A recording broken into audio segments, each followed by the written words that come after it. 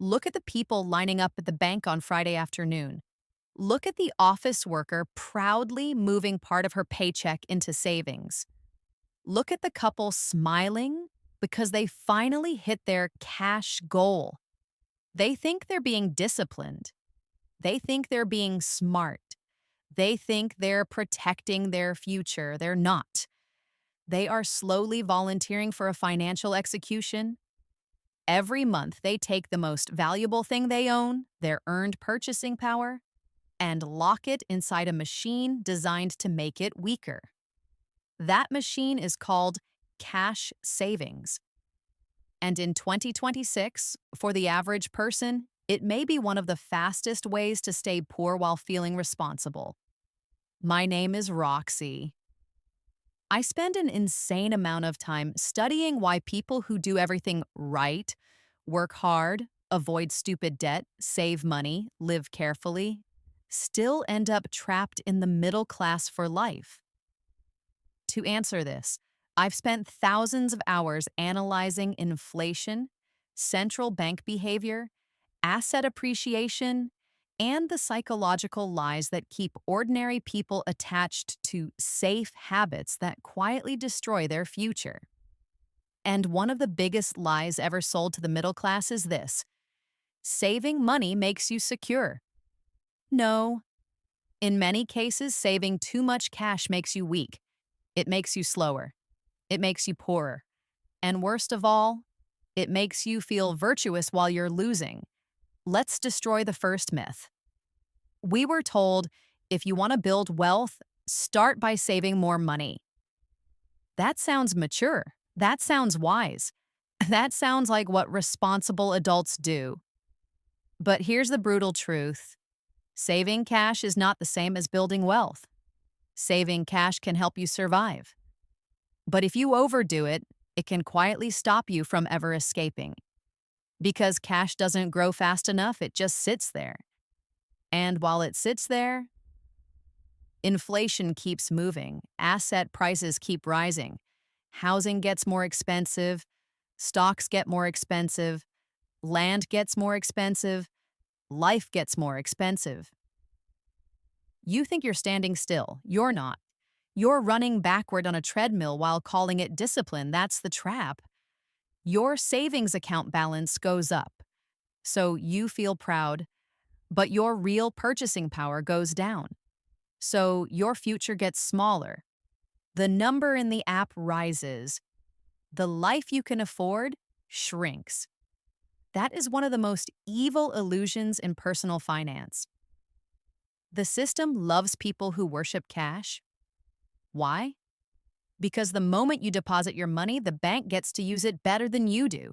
They pay you a tiny yield, then lend it out, leverage it, invest around it, and build an empire on top of your fear. They teach you to be careful, then use your money to be aggressive. That's the game. You were taught to save. They were trained to scale. Now let's kill the second myth. We were told a big emergency fund is always smart. Again, sounds responsible, sounds mature, sounds safe. And yes, some emergency cash matters, but the middle class turned a safety tool into a prison. A 3-month buffer? Smart. A 6-month buffer? Maybe. A 12-month or 18-month pile of dead cash sitting in a low-yield account while inflation eats your future? That's not safety. That's financial sedation. That's not a strategy. That's fear disguised as prudence. You are not preparing for emergencies. You are overfunding stagnation. And while you protect yourself from imaginary disaster, you miss the very real disaster that is already happening. Your money is decaying in real time. Let's talk about what this looks like in reality. You save $1,000 a month. You feel amazing. 12 months later, you've saved $12,000. You feel disciplined. You feel superior to the people who spent everything. But during that same year, rent went up, food got more expensive, insurance went up, home prices moved higher, Stocks climbed. Good businesses got more expensive. The down payment target moved further away. So, yes, you saved $12,000, but the finish line moved $20,000. That means you did not get closer. You fell behind while being praised for your discipline. That is the middle class tragedy. You are rewarded emotionally while being punished mathematically. Now let's destroy another sacred belief. We were told cash is king. No. In 2026, for most ordinary people, cash is comfort. Assets are leverage. Cash is useful for flexibility. Cash is useful for short-term survival. Cash is useful for speed. But cash is not where long-term wealth is built. The rich understand this. They don't idolize cash. They position cash. They use it temporarily. Then they deploy it. The average person stores cash. The wealthy assign cash a mission. That's the difference. To the middle class, cash is a blanket. To the wealthy, cash is ammunition. And blankets don't win wars. Now let's do some painful Roxy math. Let's say you have $50,000 sitting in savings. You feel safe. Your bank gives you 2% to 3%. You think, at least I'm earning something. But if the real cost of life is rising 8% to 12%, not the fake polished number they show on TV, but the actual cost of housing, food, healthcare, education, and assets, then you are not earning. You are losing. At 3%, your $50,000 earns $1,500. At 10% real inflation in your life, your purchasing power loses roughly $5,000. That means your safe account didn't make you money. It quietly burned about $3,500 in real value, and you smiled while it happened. That's why I say this clearly. A large pile of cash can make poor people feel rich, while making them poorer every year. That's the emotional trap. But the deeper trap is psychological. Why do smart people do this? Why do hardworking people keep hoarding cash even when it's obviously not winning? Because cash feels clean. Cash feels calm. Cash feels controlled. It doesn't fluctuate like stocks. It doesn't feel scary like investing. It doesn't require courage like building a business. Cash gives you the illusion that nothing can go wrong.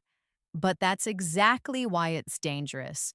Because what destroys most people financially is not one dramatic mistake. It's years of safe behavior that quietly compounds into mediocrity. The middle class is obsessed with avoiding visible pain, so they accept invisible pain instead. They fear seeing their investments go down 15% for 6 months, while calmly accepting their purchasing power going down 30% over a few years. That's insane. That's not logic. That's emotional programming. And the system loves it. The system wants predictable people, people who keep cash, people who stay cautious, people who never build leverage. Because a person who keeps too much cash is easy to control. They won't quit. They won't risk. They won't move. They become loyal to the illusion of stability, and they slowly trade freedom for familiarity. So what should you do instead? I'm not telling you to be reckless. I'm telling you to stop worshiping dead money. Use cash. Don't marry it. Hold enough for intelligent flexibility, not enough to quietly decay your future. Now let me give you the Roxy protocol, a practical system. Rule 1, keep 1 to 3 months of essential expenses in cash. Not 12, not 24. If you need a year of cash to feel safe, your life is too fragile. Rule 2, every extra dollar needs a destination. If it just sits in checking, you're losing the game. Rule 3, build asset buckets. 1 for long-term investing, 1 for opportunity, 1 for offense. The wealthy are not always fully invested. They are strategically liquid. Rule 4. Track your real wealth and assets, not account balances. If your bank balance rises but your assets don't, you are not richer, you are just more comfortable. Rule 5. Learn one income skill and one asset skill.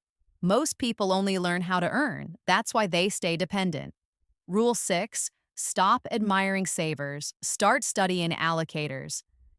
People who know where money should go always outperform people who only know how to keep it. Rule 7. Build something that compounds outside your labor. Audience, equity, content, systems, skills. If your money only grows when you work, you're still fragile. The system trained you to believe that cash equals safety. But in an inflationary world, excess cash is silent decay. Look at your bank app. Does that number represent power or just postponed fear? The old version of you wanted comfort. The future version of you needs leverage. Stop hoarding dead money. Start building living wealth. I'm Roxy, and I'll see you in the next one.